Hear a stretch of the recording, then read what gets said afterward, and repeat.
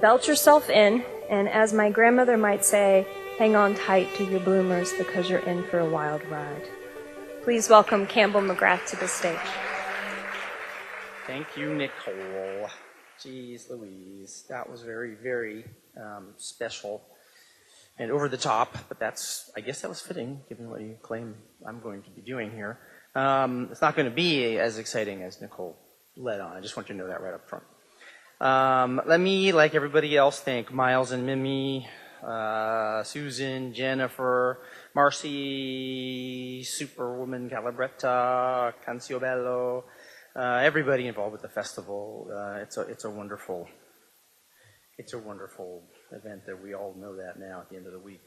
Let me tell you what I'm going to do. I'm going to read 7 poems. I'm going to read 3 poems. I'm going to tell a story. Then I'm going to read 4 more poems. Okay?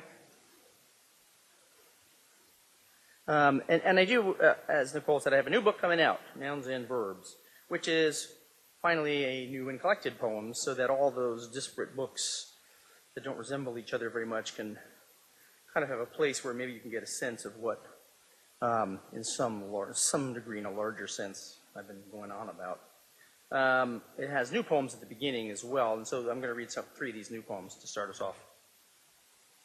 This poem's called My Sadness. Another year is coming to an end, but my old T-shirts will not be back. The pea green one from Trinity College, gunked with streaks of lawnmower grease. The one with orange bat wings from Diamond Cavern, Kentucky, vanished without a trace. After a 2-day storm, I wander the beach, admiring the ocean's lack of attachment. I huddle beneath a seashell, lonely as an exile. My sadness is the sadness of water fountains. My sadness is as ordinary as these gulls importuning for Cheetos or scraps of peanut butter sandwiches. Feed them a single crust, and they will never leave you alone. This is called My Justice. My justice will not be found in a bullet or a bottle or the paper arc of any poem. Hives can't hold enough bees to pollinate all the wildflowers watered by human tears. The stone of your pain, no matter how tightly you squeeze it, will never yield enough to quench anybody's thirst. Go on now. Go back to bed. Get back to work. Return to the dream swarm, harvesting the nectar of whatever it is you love enough to have risked this journey into darkness for. And this is my music. My music belongs to me, and it is awesome. My music is way better than your music. Your music is trash, garbage stench of a hot summer night behind the dumpsters at Taco Bell, rancid, but I'm there too, drinking beers in the parking lot with the windows down and the radio tuned to a baseball game we are following as casually as the star's erratic flight plan. That music is my music, all of it. Ball game, laughter of friends, and the crack of frosty six-packs, asphalt returning the day's heat to the sky. My music is so much better than your music, I pity you. Almost I would pity you if I were not disgusted by your chump change music. My music will beat your music to a pulp. My music will turn your music into a car wash run by infants. Their tiny hands can't even hold the sponges. They will never, ever degrease those tire rims. Get out of my business with that nightmare you call music, with your tears and pleading, the whining of excuses. Oh, sorry, that is your music, that crybaby boo-hooery, that blurt, that diminuendo, that wah, that large-ass mess, that chicken pot pie all pocked with freezer burn, that coyote hung from a fence post as a trophy and a caution. My music cannot be muted or dimmed. It cannot be labeled, disciplined, contained by manicured hedges. My music is the untamed wilderness of the soul. The rebar that holds up the skyscrapers of your city is my music. Watch out, your city will crumble to rubble without it. But don't worry, it wasn't much to begin with, that place you called home. With its measling river, its rusty bridges. There's a carnival in the meadow of the old floodplain, cotton candy and whirligig lights, and the racket rising up from the carousel is my music. Old guys fishing along the breakwater, coffee can half full of fat, wriggling night crawlers. That worm thrum, that earth mouth echo is my music. The trinket in the bottom of the Cracker Jacks box is mine. The Employee of the Month parking space is mine. I am the little golden man on your bowling trophy. I am the nickels collected in your old pickle jars. I am the U-Haul pulling out of the driveway, leaving your town forever. Goodbye, Loserville. Hello, New Hampshire, Alabama, Montana, Texas. I'm all those places. Everywhere you ever dreamed of going, I have been there and pissed on the phone poles already. I am the names of all 50 states on your tongue, their Old English nostalgia and Amerindian prolixity and majuscule Latinate transliterations rolled together. I own the alphabet and the stars in the sky. I own the pigeons sleeping beneath the overpasses and the shadows of pine trees and the corn husks in a paper bag on the porch and the ants on the bottle of barbecue sauce. Ants all over the cupcakes and watermelon wedges. Huge black carpenter ants and raspberry crazy ants. And the almost invisible warp speed ants like cartoon swashbucklers of the microsphere.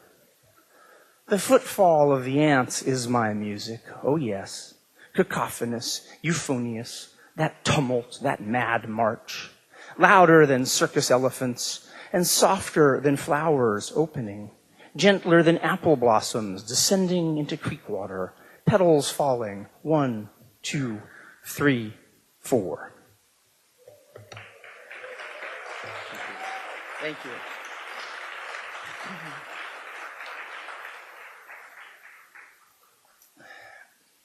That's for you, Jeff, by the way.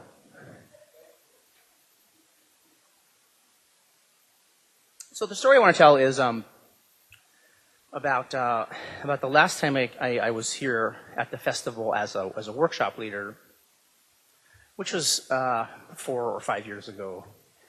And on that night also I was reading on the last night, and actually I was the very last poet to go that time. And, you know, by the end of the week, everybody's tired. It's been a long week. We've learned a lot, done a lot. And that night, everything was running really late and really long. And you could kind of sense people were ready for the end. And so when I got up, I said something like, you know, poetry is like fudge. It's very, very rich and really, you know, you only need so much.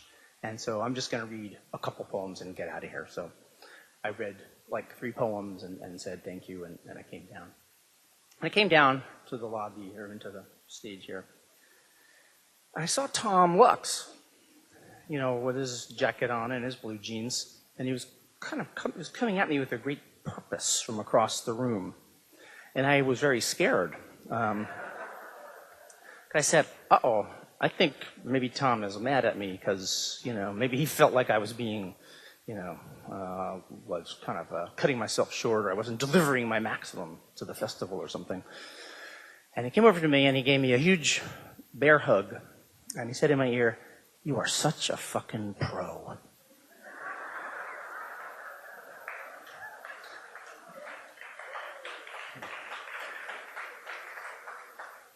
And that was the last time I saw Tom. You know, I left the next morning. I didn't see him. I didn't make it up to the festival the next year, and when I came up the next year, maybe to see the Beloved Poem Project, I said, "Tom's not here," and I said, "Well, he's having a minor procedure. It's not a big deal," but of course that wasn't true. Other people here knew Tom in very many different ways. I knew him originally as a teacher. He was my teacher when I was a 24-year-old graduate student, very, very deeply not a pro. Very deeply a kid who had no idea what he was doing. who liked poetry, and Tom was a teacher. He came down from Sarah Lawrence to teach class at Columbia, where I was in the MFA program.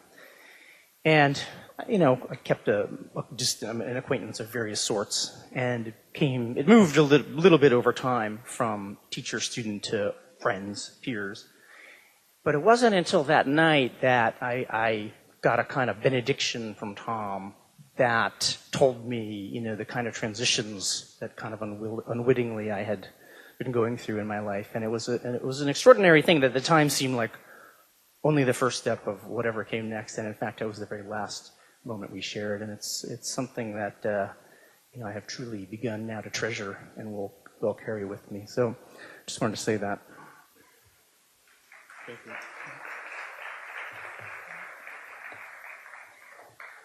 So I'm going to read 4 more poems. This is actually a very, very old poem, but it's never been published. It was published in magazines and maybe anthologies. Never been in a book before, though. It's capitalist poem number 36. My first book had a lot of capitalist poems with numbers in it. Capitalist poem number 36. We've got this cheese down here to give away. Tens of thousands of pounds of cheese.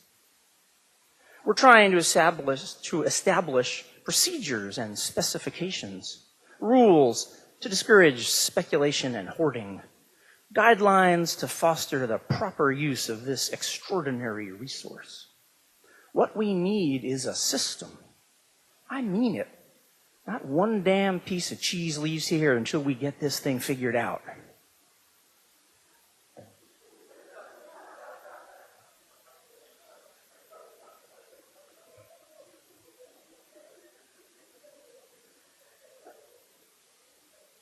This is a poem called Sugar or Blood. I'm going to read this for Tony Hoagland, another, dear departed friend. And it's a poem Tony liked and told me about a lot. So it's more or less self-explanatory. Sugar or Blood. It was originally in my book, In the Kingdom of the Sea Monkeys, but now it's in my new and selected. Sugar or Blood. In the kitchen, Elizabeth has been making marmalade with the luxurious crop of our lemon tree. And from my desk, I can almost taste the caramelizing essence of citrus rind and vanilla beans and burnt sugar.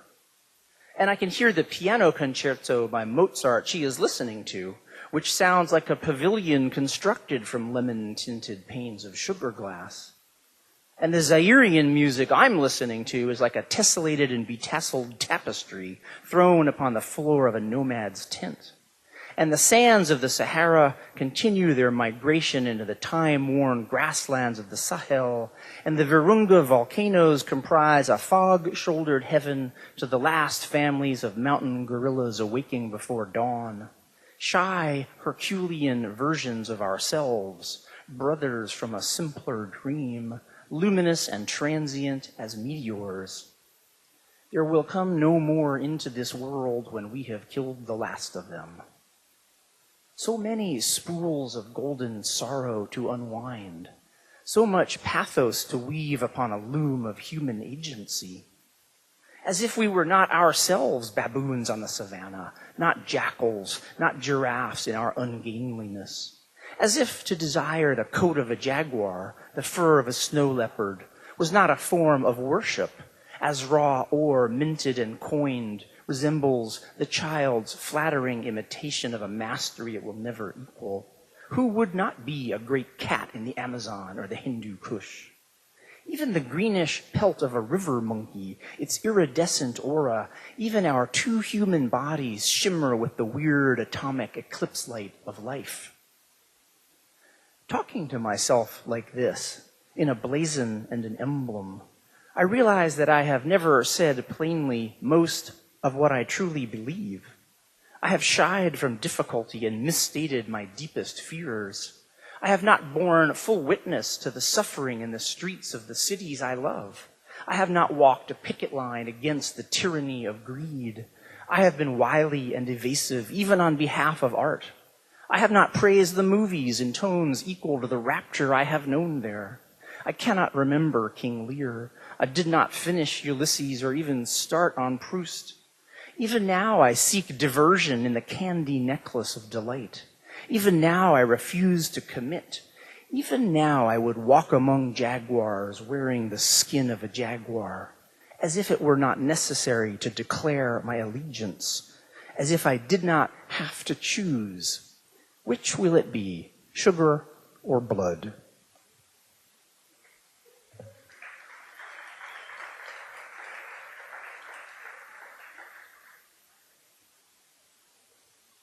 This is both a Florida poem and a love poem.